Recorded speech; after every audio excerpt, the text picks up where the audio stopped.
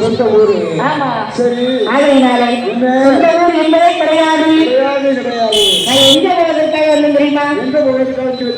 எல்லாம் கட்டி சொன்னதா வேறு விதமான திட்டங்கள் ஆரம்பித்து கன்னியாகுமரிக்கு சென்று தீர்த்தமாடலாம் என்று புறப்பட்டு வந்தேன். குமரி தீர்த்தம் ஆடலாம் சொல்லி வந்தேன். அப்படியா? குமரி தீர்த்தம் ஐயா மொட்டைய சொல்லக்கூடாது.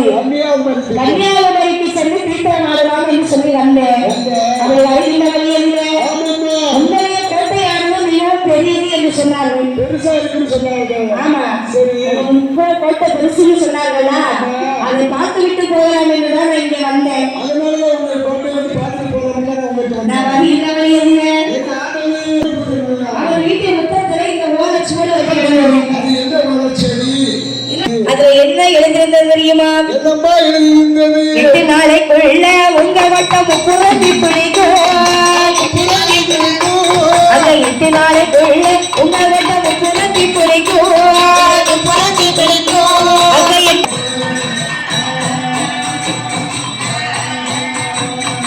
குரத்துக்காரருக்கு அப்பப்போ ஞாபகம் வருது, கம்மியாகிட்டே வருது. சாய்க்காரர்களை பார்த்தோடனே ஞாபகம் வருது ஆயிருது. இலத்துக்கு கொண்டே பிடிக்கி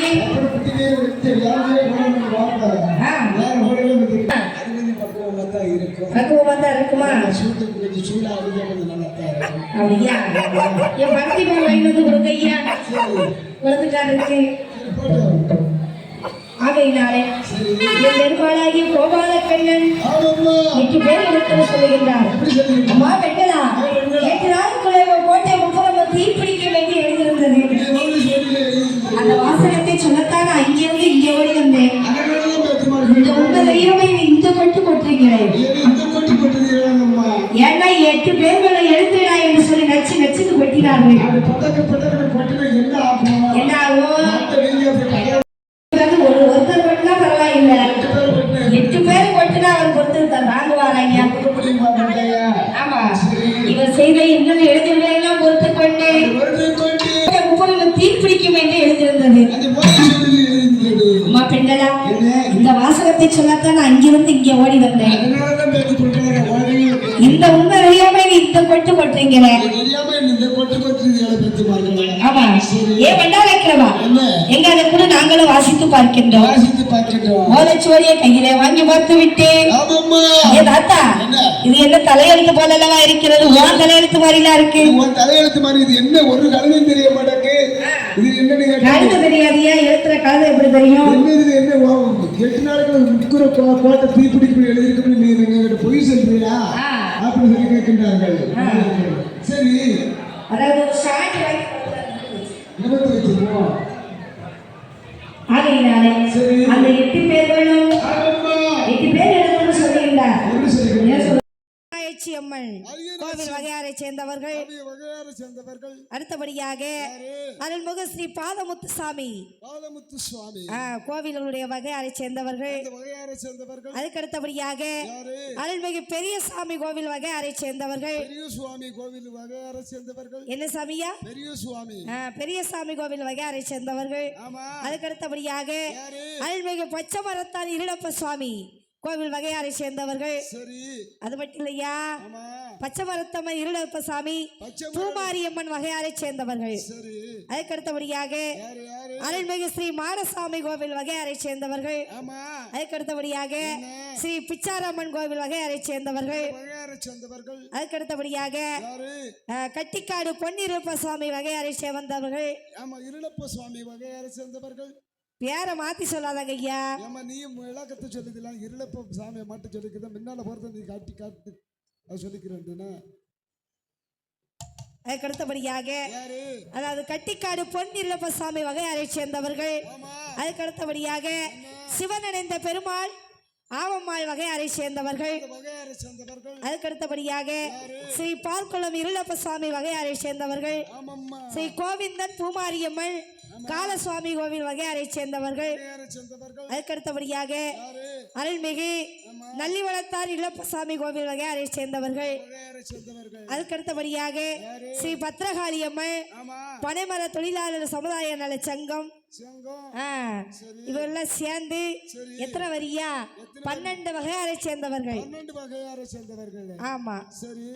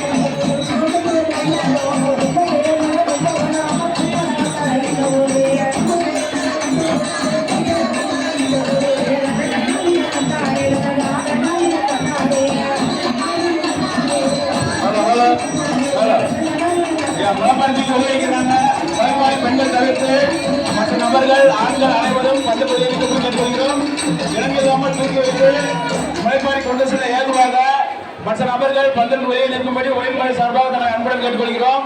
முதலில் பால்குடம் போட்ட பெண்கள் முன்னுக்கு வரும்படி கேட்டுக்கொள்கிறோம்.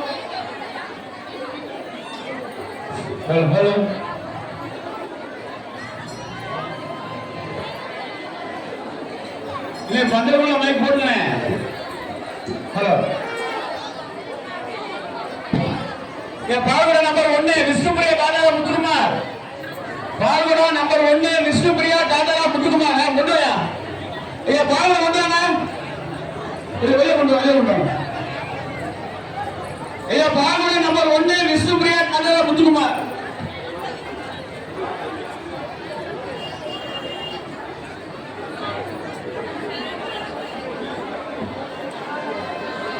பால்குடம் நம்பர் 2 முத்து ஜனனி டாடா முன்னாடி காலை. முத்து ஜனனி வெளியே வரை கொண்டு வந்தாங்க. ஐயா, பால்குடம் நம்பர் 3 ஸ்ரீஜா டாடா சங்கர் இருக்காங்க. அது பால்குடம் நம்பர் 4 வீரவாணி தேவி டாடா பழனிசாமி. வீரவாணி தேவி டாடா பழனிசாமி நம்பர் 4 இருக்காங்க.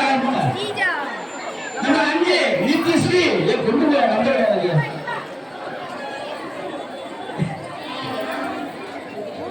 ஸ்ரீஜா நம்பர் 3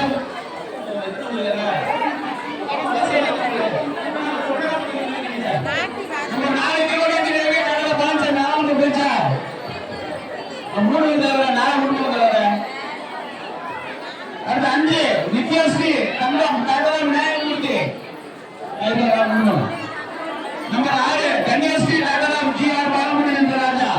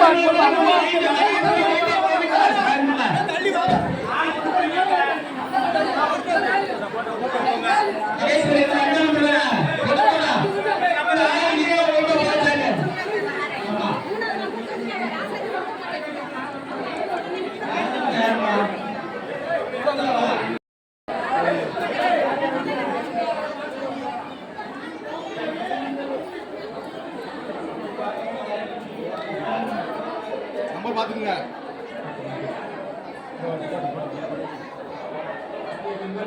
ஒரு தான வெளிய ஓடிட்டா.